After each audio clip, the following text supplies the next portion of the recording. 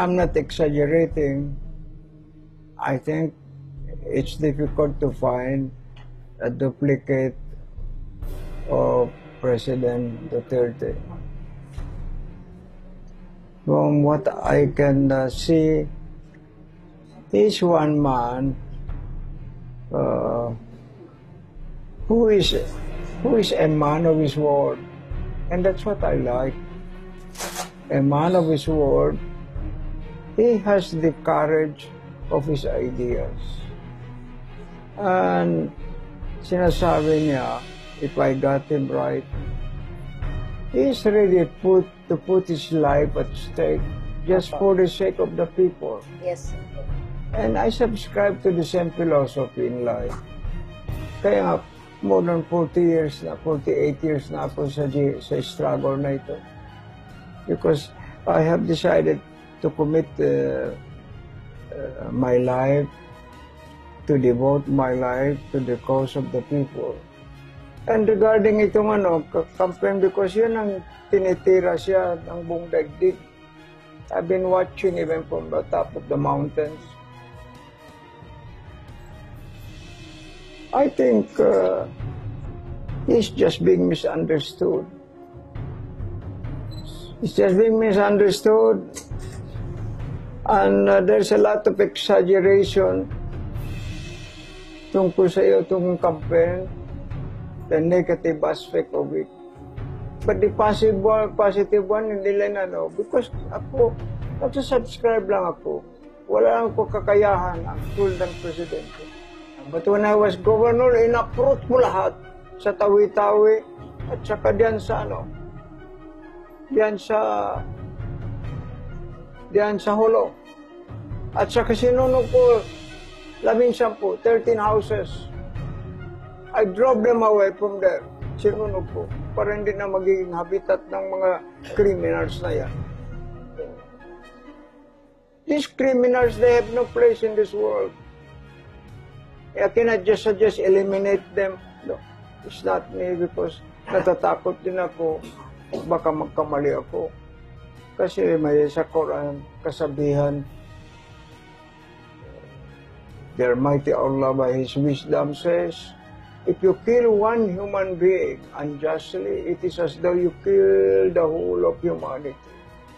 If, on the other hand, you save one human life, it is as though you have also saved the lives of humanity. Can you see that? How important human creation is? But here are people who want to destroy mankind by destroying their brain marrow or like that. Kung pabayaan mo mga tao, wala na mawala na yan. The most important part, maliban sa heart niya, puso niya, is this. Because the center of his thinking power, the nerve center of his thinking power. What is the heart kung without it? The two of them, the symbiotic yan nag-work. No.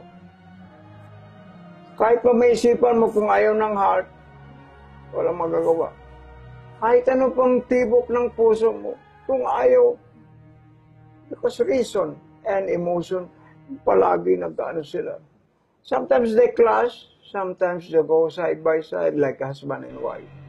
Sa akin naman, kung hindi lang mayroon ba ito exaggeration sa mga criticism, sana we must support the President sa kanyang crusade to